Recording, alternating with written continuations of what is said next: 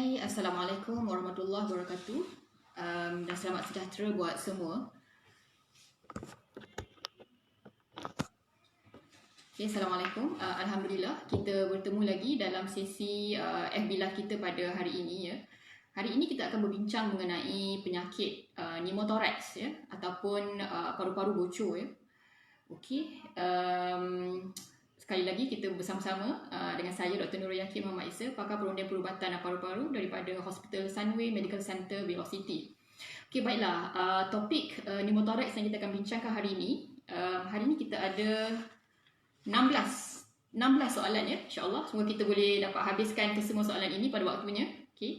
Okey, dari segi definisi ya, apakah itu penyakit pneumothorax ya? Jadi penyakit pneumothorax adalah satu penyakit ya di mana paru-paru kita bocor dan udara yang terkandung dalam paru-paru memenuhi ruang bahagian dada.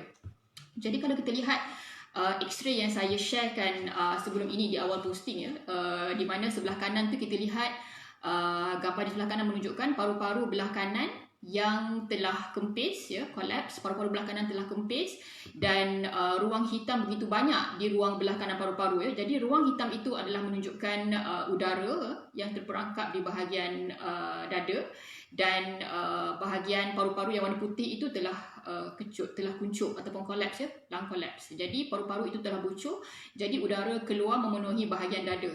Kalau kita lihat paru-paru belah kiri, pesakit masih normal ya. Kemudian kita lihat gambar chest X-ray di sebelah kanan ya, menunjukkan paru-paru yang telah kembang elok ya. Gambar X-ray sebelah kanan menunjukkan paru-paru belah kanan yang telah kembang elok dan tiub telah dimasukkan ya. Jadi prosedur telah berjaya, udara berjaya dikeluarkan dan paru-paru belah kanan berjaya kembang dengan elok. Okey, apakah simptom-simptom pneumothorax ya? Jadi kalau kita lihat pesakit yang menghadapi masalah pneumothorax ini di mana paru-paru mereka bocor, kebanyakan mereka akan datang dengan simptom ya, sakit dada ya. Mereka akan mengalami sakit dada ya. Kebiasaannya sakit dada itu datang secara tiba-tiba ya, ataupun mungkin paling lama pun sehari lah ya. Sakit dada yang tiba-tiba ya, dan kemudian mereka akan merasa susah nafas ya. Ada beberapa pesakit saya yang datang ya dalam keadaan susah nafas ya, terutamanya setelah melakukan pekerjaan yang agak berat ya. Jadi yang paling utama sekali adalah sakit dada dan susah nafas ya. Okey, itu adalah simptom-simptom pneumothorax ya. Jadi sekiranya anda tiba-tiba mengalami susah nafas ya, tiba-tiba mengalami sakit dada ya, dan anda adalah perokok ya, jadi perlu berhati-hati, kemungkinan anda mungkin menghadapi pneumothorax. Jadi perlukan rawatan dan pemeriksaan lanjut. Okey, jenis-jenis pneumothorax ya. Jadi secara umumnya kita boleh bahagikan pneumothorax kepada dua jenis utama ya. Primary spontaneous pneumothorax ya, dan juga secondary spontaneous pneumothorax. Jadi kalau primary spontaneous pneumothorax ini adalah di mana pesakit itu tidak mempunyai sejarah masalah paru-paru sebelum ini ya. Mungkin pesakit ini tidak ada masalah asma, tidak ada masalah COPD ya. Sebelum ini sihat, tak pernah masuk hospital ya. Tiba-tiba datang-datang susah nafas, sakit dada, dan X-ray menunjukkan paru-paru dah bocor ya. Jadi penyakit ini kita panggil primary spontaneous pneumothorax, di mana sebelum ini paru-parunya tidak ada apa-apa masalah. Okay. Jenis yang kedua ialah secondary spontaneous pneumothorax ya. Jadi secondary spontaneous pneumothorax adalah satu keadaan di mana pesakit sudah pun mempunyai masalah paru-paru sebelum ini ya. Kemungkinan dia sudah pun mengalami masalah asma ya, ataupun masalah COPD ya, ataupun masalah kanser paru-paru ya. Jadi pesakit yang mengalami secondary spontaneous pneumothorax ini, dia telah pun mempunyai sejarah kesihatan paru-paru sebelum ini. Jadi apabila tisu paru-parunya sudah tidak sihat, jadi itu lebih mudah menyebabkan paru-parunya bocor ya. Okey, jadi secara ringkasnya jenis pneumothorax boleh dibahagikan kepada dua jenis ya. Jenis yang pertama ialah primary spontaneous pneumothorax di mana tidak ada masalah paru-paru sebelum ini, dan jenis yang kedua adalah secondary spontaneous pneumothorax di mana pesakit sudah pun mempunyai masalah paru-paru sebelum ini ya. Okey. Jadi seterusnya soalannya, risiko untuk mendapat pneumothorax ya, apakah risiko yang perlu kita ambil kira yang menyebabkan seseorang itu lebih mudah mendapat pneumothorax berbanding orang-orang lain ya. Jadi kajian menunjukkan ya, perokok ya mempunyai risiko yang tinggi untuk mendapat pneumothorax ya, kerana apabila seseorang itu merokok ya, tisu-tisu paru-parunya sebenarnya telah rosak ya. Jadi apabila tisunya rosak dan tidak kuat, jadi lebih mudahlah paru-parunya bocor dan mendapat penyakit pneumothorax ini ya. Jadi risiko yang pertama adalah perokok. Ya. Risiko yang kedua ialah mempunyai sejarah kesihatan paru-paru atau masalah paru-paru sebelum ini ya. Contohnya mempunyai sejarah asma, mempunyai sejarah COPD, mempunyai sejarah kanser paru-paru sebelum ini ya. Jadi pesakit yang mempunyai sejarah paru-paru sebelum ini turut berisiko untuk mendapat penyakit pneumothorax ini ya. Selain dari itu, pesakit-pesakit lain yang turut berisiko untuk mendapat pneumothorax adalah pesakit yang mempunyai masalah collagen disorder ya. Bermaksud collagen adalah tisu yang penting untuk sendi ya. Contohnya penyakit Marfan syndrome ya. Jadi apabila tisunya tidak kuat ya, jadi ketika itulah paru-parunya mudah bocor. Okey. Jadi ini adalah antara risiko-risiko yang menyebabkan seseorang mudah mendapat penyakit pneumothorax. Jadi cuba anda periksa diri anda ataupun ahli keluarga yang lain, adakah mereka berisiko untuk mendapat masalah pneumothorax ini ya. Jadi seperti biasa ya, untuk para perokok di luar sana, berhentilah merokok ya, untuk mengelakkan anda mendapat penyakit pneumothorax ini. Okey, bagaimanakah cara untuk mengesan pneumothorax ya? Jadi cara untuk mengesan pneumothorax ini pertama daripada sejarah ya, pesakit akan datang dengan masalah susah nafas, sakit dada ya. Jadi ketika itu kita sudah pun alert, kita dah pun mengesyaki mungkinkah ini pneumothorax daripada sejarah mereka.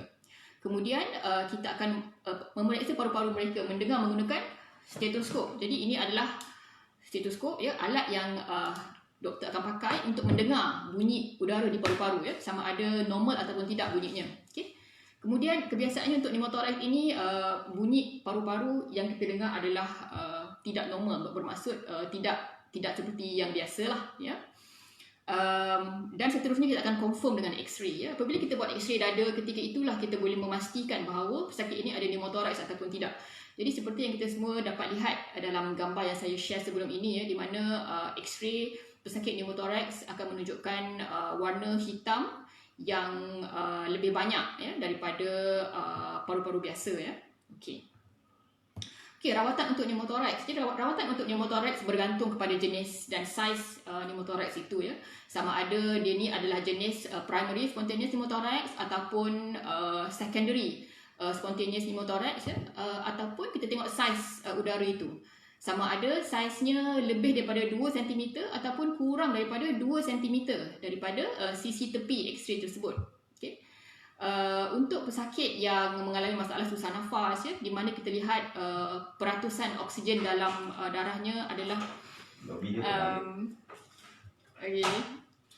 yang mana peratusan ujian oksigen dalam badannya adalah rendah ya.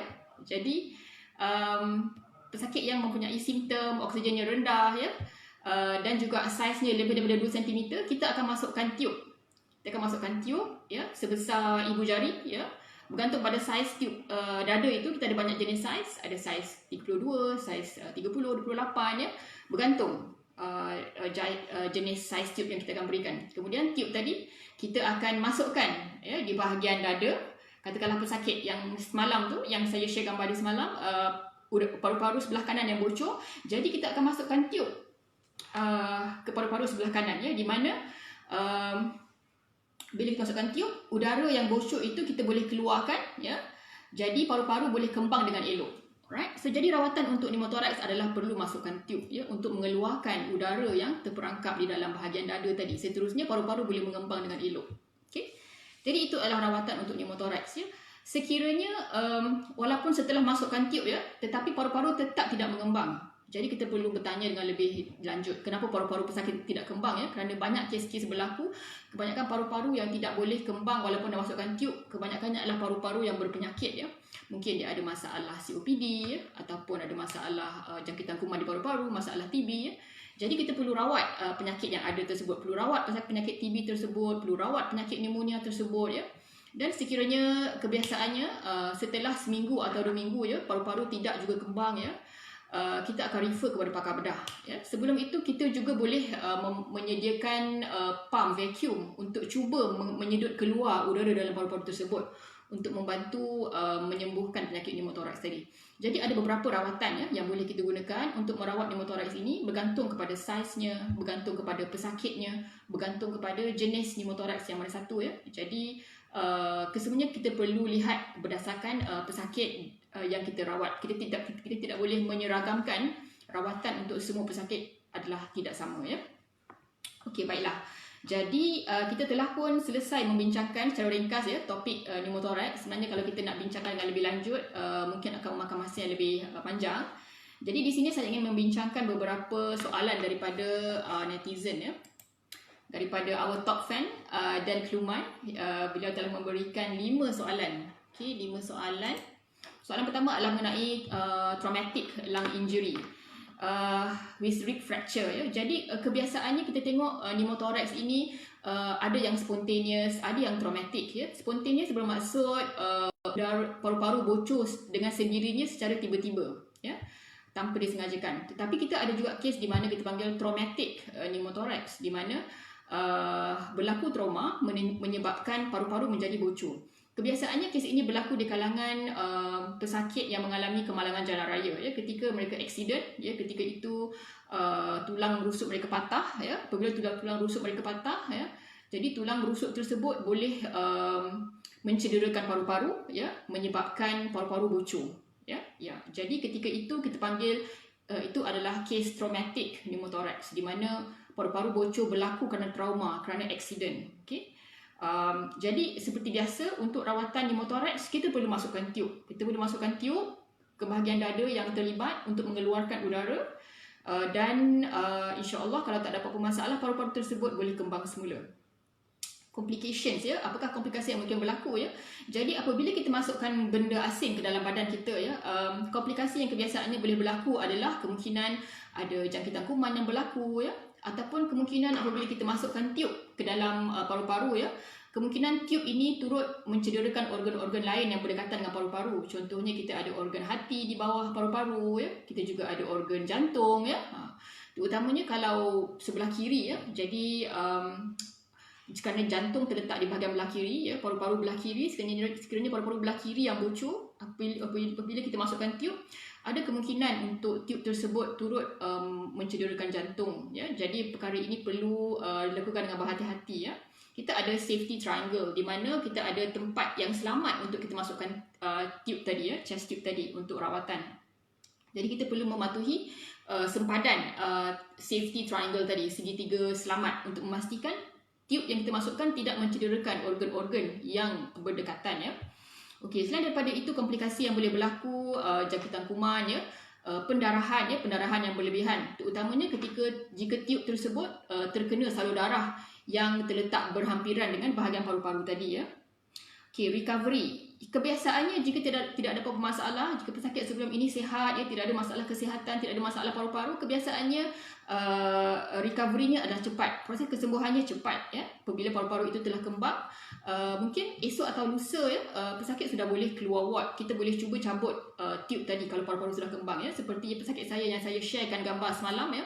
Ketika saya masukkan tiub ya, keesokan harinya paru-parunya telah kembang ya, dan saya boleh cabut tiubnya dengan elok dan paru-parunya maintain kembang, dan keesokan harinya dia sudah boleh keluar. Mungkin dalam 2 atau 3 hari duduk di dalam ward. Alright.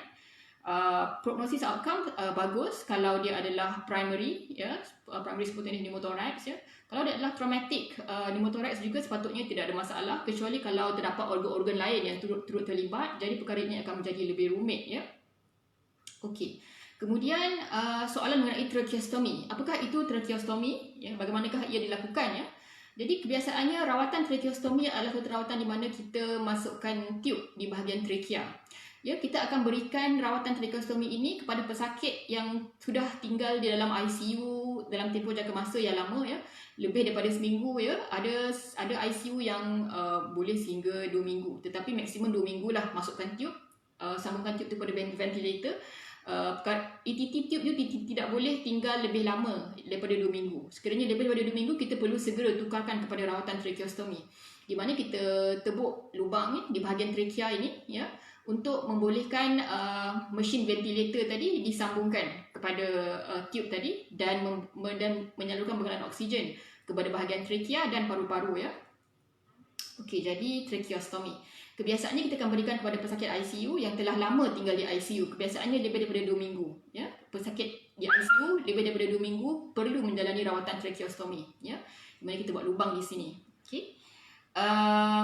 Jadi apabila pesakit itu telah menjalani rawatan tracheostomy, ya, tracheostomy itu berlaku di bahagian saluran pernafasan, ya.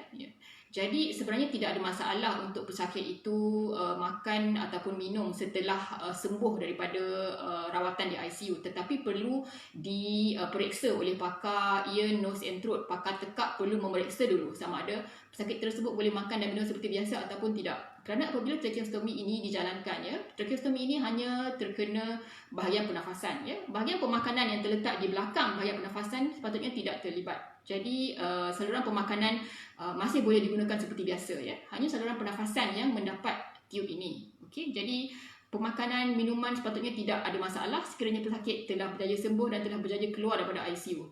Dari segi suara, ada pesakit yang boleh bersuara lagi selepas pakai trachea, ada yang tidak boleh. Jadi caranya ialah mungkin apabila seseorang itu mengenakan tracheostomy, mereka perlu tutup lubang tracheostomy itu dan sebenarnya mereka boleh bercakap ketika dia menutup lubang tersebut, ya. Ya. Jadi bergantung juga kepada keadaan vocal cord atau peti suaranya, sama ada peti suaranya okey ataupun tidak, ya, terjejas ataupun tidak, ya. Jadi fungsi peti suara perlu diperiksa sama ada boleh berfungsi dengan elok ataupun tidak. Okey. Kemudian soalan mengenai single lung, maksudnya seseorang itu hanya ada satu sahaja paru-paru. Okey. Berapa lamakah lifespan ataupun jangka hayat orang yang mempunyai hanya satu paru-paru sahaja. Seperti yang kita tahu, paru kita ada dua paru-paru, ya, paru-paru kanan dan paru-paru kiri, ya. Namun begitu ada orang yang dilahirkan dengan satu paru-paru sahaja ataupun di mana dia mengalami lung, di mana satu paru-parunya kecil, satu paru-parunya besar, normal lah, ya. Kebiasaannya orang seperti ini masih boleh menjalani hidup seperti biasa, cuma kemungkinan mereka tidak boleh menjalani aktiviti lasak, ya. Mereka tidak boleh melakukan kerja-kerja berat, ya, kerana mereka hanya ada paru-paru satu sahaja, ya. Kebiasaannya untuk orang yang ada single lung ini, satu paru-paru sahaja, paru-paru yang berfungsi ini kebiasaannya akan membesar saiznya lebih daripada biasa untuk menampung keperluan fungsi paru-paru yang lagi satu. Okay? Jadi berapakah jangka hayat pesakit yang ada hanya satu paru-paru ini, sukar untuk kita tentukan, ya. Setiap orang berbeza-beza jangka hayatnya, bergantung sama ada dia ada penyakit-penyakit yang lain ataupun tidak, bergantung sama ada paru-parunya yang tinggal satu tu sihat ataupun tidak, ya. Sekiranya paru-parunya adalah sihat walaupun satu, sepatutnya tidak ada masalah untuk dia meneruskan hidup seperti biasa, ya. Kemudian soalan lung transplant ataupun transplant paru-paru, ya. Di Malaysia sebelum ini pusat transplant adalah di IPR dan di IJN, ya, di mana IJN telah menjalankan beberapa operations pembedahan untuk memasukkan transplant paru-paru, ya. Dalam tempoh 10 tahun, sepengetahuan saya kita telah pun menjalankan secara lingkungan 9 atau 10 kes lung transplant, ya, di mana kita telah memberikan paru-paru yang baru yang sihat kepada pesakit yang ada penyakit paru-paru kronik, ya. Jadi kriteria untuk pesakit menerima lung transplant ini ada banyak kriteria, ya. Antaranya kita akan berikan option transplant paru-paru ini kepada pesakit yang ada masalah, contohnya interstitial lung disease, iaitu penyakit paru-paru berparut, ya, ataupun penyakit yang ada yang usianya masih muda, ya. Jadi ada banyak kriteria yang perlu kita ambil kira, ya. Contraindication, kita tidak akan berikan lung transplant pada semua orang, ya, kerana kita punya lung transplant adalah masih limited, ya. Servis lung transplant masih lagi terhad, ya, kerana kepakaran kita masih belum meluas lagi, ya. Okay, jadi banyak kajian dan juga latihan masih diperlukan untuk kita meneruskan lung transplant di Malaysia. Bagaimanakah untuk menyambungkan paru-paru lung transplant? Jadi soalan ini elok dijawab oleh pakar bedah jantung dan paru-paru, ya. Saya pun tidak pernah menjalani atau melakukan pembedahan lung transplant ini, tetapi ya, jadi saya bukanlah orang yang layak untuk menceritakan bagaimana untuk kita menyambungkan paru-paru yang sihat ke dalam badan orang yang mempunyai paru-paru yang bermasalah. Adakah age dan size of donor matter? Adakah umur dan size penderma itu penting? Ya, kita akan mengambil kira umur dan juga faktor kesihatan penderma paru-paru tersebut. Ya, penderma haruslah sihat, ya, haruslah tidak mempunyai apa-apa masalah kesihatan, ya, dan tidak boleh mempunyai penyakit-penyakit berjangkit, ya, contohnya HIV atau hepatitis B dan sebagainya. Jadi penderma haruslah sihat, tidak boleh ada penyakit-penyakit berjangkit, ya. Okey. Okey, soalan seterusnya adalah berapa lama seseorang manusia boleh menahan nafas, ya? Kenapa ada divers ataupun penyelam yang boleh menahan nafas dalam jangka masa yang lama, ya, tanpa memerlukan oksigen tank, okey? Jadi keupayaan manusia untuk menahan nafas berbeza-beza daripada individu kepada individu, ya. Mungkin ada individu yang sudah pun berlatih menyelam sejak kecil hingga ke besar, ya. Jadi paru-paru mereka sudah beradaptasi, ya, untuk berkebolehan menampung keperluan oksigen dalam tempoh jangka masa yang agak lama. Contohnya mungkin divers. Kebanyakan divers ini sejak kecil mereka dilatih untuk menyelam di dasar laut, ya, mencari mutiara dan sebagainya. Jadi kemungkinan paru-paru mereka telah beradaptasi. Jadi paru-paru mereka boleh menampung keperluan oksigen untuk jangka masa yang lama di bawah dasar laut tanpa memakai oksigen tank. Kalau kita lihat orang-orang yang tinggal di bahagian atas gunung, ya, di mana mereka juga sebenarnya boleh hidup dengan normal, ya, tanpa memakai bantuan oksigen dan sebagainya. Sedangkan kalau di atas gunung itu level oksigennya adalah rendah, ya. Jadi sepatutnya untuk orang biasa mereka memerlukan oksigen atau mereka akan mudah susah nafas, ya, tetapi kerana mereka sudah lama duduk di atas gunung, ya, jadi paru-paru mereka telah beradaptasi. Bahagian fisiologi badan mereka juga sudah beradaptasi. Kebanyakannya kita melihat hemoglobin ataupun sel darah merah orang-orang yang tinggal di atas gunung adalah banyak, ya. Jadi apabila sel darah mereka banyak, sel darah merah itu boleh memegang lebih banyak oksigen, ya. Jadi lebih banyak oksigen boleh dibekalkan kepada badan orang yang tinggal di atas gunung. Kita panggil polycythemia, di mana sel darah merah banyak, ya, di kalangan orang-orang yang tinggal di atas gunung untuk membolehkan mereka beradaptasi untuk terus tinggal di atas gunung dengan selamat, ya. Ya, jadi kemungkinan juga itu juga berlaku di kalangan divers, ya, orang yang menyelam di dasar laut, di mana mereka boleh menahan nafas untuk tempoh jangka masa yang panjang tanpa memerlukan bantuan oksigen, ya. Kemungkinan besar fisiologi badan mereka telah beradaptasi untuk menampung keperluan oksigen mereka. Okay. Alright, drowning, orang yang lemas. Apa yang berlaku di paru-paru dan perut, ya? Jadi apabila proses masalah lemas berlaku, ya, banyak air boleh masuk ke dalam paru-paru dan banyak juga air boleh masuk ke dalam perut, ya. Bagaimana untuk menyelamatkan mereka, ya? Jadi kita boleh buat chest compression, ya, untuk pesakit lemas yang sudah tidak sedarkan diri, ya. Kita boleh buat chest compression dan kita juga boleh berikan mouth to mouth breathing. Alright, kita boleh buat CPR untuk mereka. Berapa lama masa yang diperlukan sehingga pesakit itu boleh diselamatkan ataupun tidak bergantung kepada pesakit demi pesakit lain, orang lain, fisiologi badan mereka, ya. Tapi apabila kita melihat ada pesakit yang lemas, ya, dan tidak sedarkan diri, kita boleh segera memberikan bantuan CPR dan bantuan pernafasan untuk cuba memulihkan mereka. Sebab baiknya bawalah segera ke hospital untuk pemeriksaan yang selanjutnya. Okey, 2 soalan daripada LCH tentang sakit gastrik, ya. Kenapa saya sakit gastrik? Saya walaupun dah makan pukul 6.30 pagi, tapi pukul 12.30 hari saya tetap akan sakit gastrik. Jadi sakit gastrik ini kebiasaannya disebabkan oleh bahagian dinding perut ataupun dinding usus yang nipis, yang mendapat ulcer, yang luka, ya. Luka mungkin disebabkan oleh gastric acid ataupun asid hidroklorik yang dirembeskan oleh perut untuk mencerna makanan. Tetapi apabila tidak ada makanan dicernakan, ya, asid tersebut boleh menghakis saluran perut, ya. Jadi kenapa seseorang itu ada simptom gastrik adalah kerana masalah ulcer di perutnya itu tidak dikawal dengan baik, ya. Jadi perlu berjumpa doktor untuk mendapat pemeriksaan, ya. Boleh cuba rawatan dahulu ataupun doktor boleh memasukkan kamera ke dalam perut untuk melihat sejauh mana kecederaan yang telah berlaku di dalam perut ataupun usus seseorang tersebut. Okay. Ya, jadi selagi tidak ada rawatan, selagi itulah akan mendapat simptom gastrik tersebut. Kenapa kadang-kadang mata boleh bergerak dengan sendiri, kaki dan tangan pun boleh Okey, jadi kita ada beberapa kondisi di mana kadang-kadang mata boleh tiba-tiba berkelip dengan kerap tanpa dapat dikawal ya. Kita panggil tics ya. Jadi kebiasaannya perkara ini perlu dirawat oleh doktor pakar saraf ya, neurologist, untuk dia mendiagnose dan mengenal pasti apakah puncanya ya. Kemungkinan puncanya punca daripada jangkitan virus ataupun kemungkinan kita pun tidak begitu pasti apa puncanya. Jadi perlukan pemeriksaan dan rawatan oleh pakar neurologis ataupun pakar saraf ya. Lengan atau kaki kanan sering berdenyut ya, itu pun perlu dirujuk kepada pakar neurologis ataupun pakar saraf untuk menentukan. Okey, soalan ke-14 daripada Puan Annie ya. Jadi Puan Annie ada bertanya, sejak kecil saya ada masalah susah nafas dan sakit dada, terutamanya ketika masuk ke tempat yang sejuk dan ada aircon ya. Saya sangat alah dengan bulu-bulu binatang. Kadang-kadang awal pagi batuk dengan teruk ya, berkahak yang berlendir, kadang-kadang ada darah. Family saya bukan merokok tapi bos saya merokok. Saya pernah mendapat X-ray sebanyak 14 kali ya pada tahun 2007 ya. Sekarang saya takut untuk jumpa doktor atau klinik kerana takut menjalani ujian yang telah saya alami selama ini. Apakah yang perlu saya lakukan sekarang? Daripada simptom yang Puan ceritakan ya, di mana Puan kerap mendapat batuk ketika awal pagi, Puan alah kepada bulu ya, nampak lebih kepada asma ataupun kemungkinan bronkitis ya.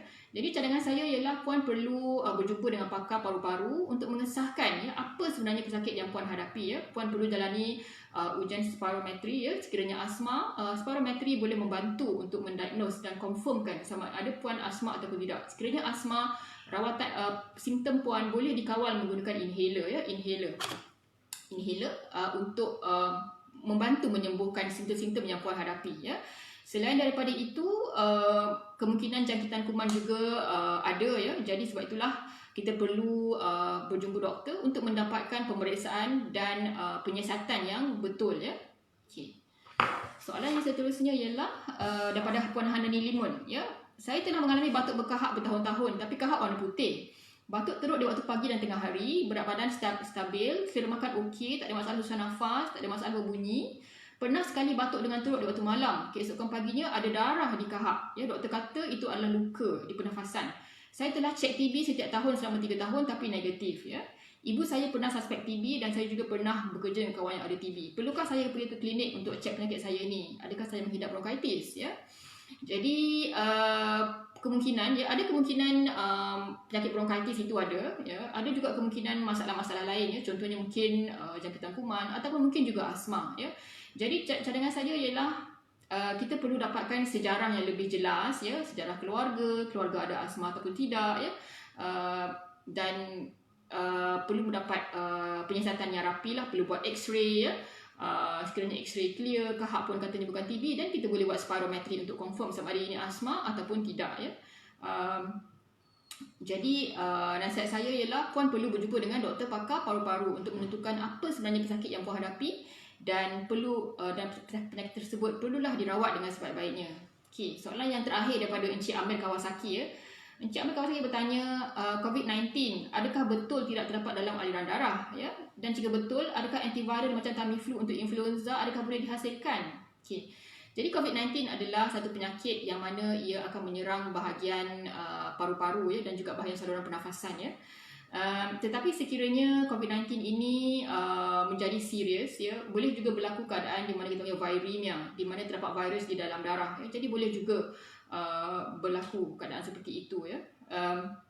Sekiranya jadi kesemua virus sepatutnya tidak ada masalah untuk mendapat rawatan dengan antiviral therapy. Sekarang ini kajian tentang vaksin sedang dijalankan ya. Dan dijangka insya-Allah vaksin tersebut akan siap pada awal tahun depan ya, tahun 2021. Kita berdoa semoga vaksin tersebut berjaya dihasilkan dengan jayanya agar kita dapat berjaya sama-sama tangani wabak COVID-19 ini dengan lebih baik ya. Jadi insya-Allah sepatutnya vaksin boleh dihasilkan ya, seperti mana kita hasilkan vaksin untuk influenza virus ya. InsyaAllah kita boleh menghasilkan vaksin untuk COVID-19 ya. Jadi kita sama-sama berharap agar kajian untuk vaksin ini menemui kejayaan ya. Dan kajian ini sedang berjalan di seluruh dunia ya. In fact di Malaysia pun ada kajian mengenai perkara ini. Okey, baiklah. Nampaknya setakat ini sahaja sesi kita pada hari ini. Kita telah berjaya menjawab 16 soalan ya.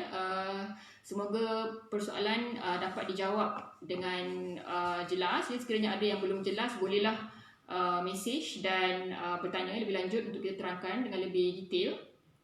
Esok kita akan bincangkan mengenai penyakit bronkiectasis ya, ataupun saluran paru-paru bengkak ya. Apa itu bronkiectasis, apakah simptom-simptomnya ya. Kerana Encik Arifin J telah request untuk bincangkan tentang penyakit bronkiectasis kerana semalam Encik Arifin telah bertanya tentang masalah paru-paru batuk berdarah yang beliau hadapi ya. Adakah bronkitis atau bronkiectasis ya, dan saya menerangkan kemungkinan besar ialah bronkiectasis ya. Jadi esok kita akan sama-sama bincangkan tentang penyakit bronkiectasis, apa dia sebenarnya, apakah simptomnya, bagaimanakah untuk mengesannya dan apakah rawatannya. Okey, terima kasih di atas penyertaan anda dalam FB Live kali ini. Semoga ianya bermanfaat untuk semua. InsyaAllah saya akan berikan link untuk mendapatkan CJ penyertaan kepada sesi FB Live kita pada hari ini di selepas ini ya. Sekiranya ada soalan boleh type di ruangan komen, dan kita akan jumpa lagi dalam sesi FB Live esok jam 12.30 tengah hari insyaAllah. Sekian, Assalamualaikum warahmatullahi wabarakatuh.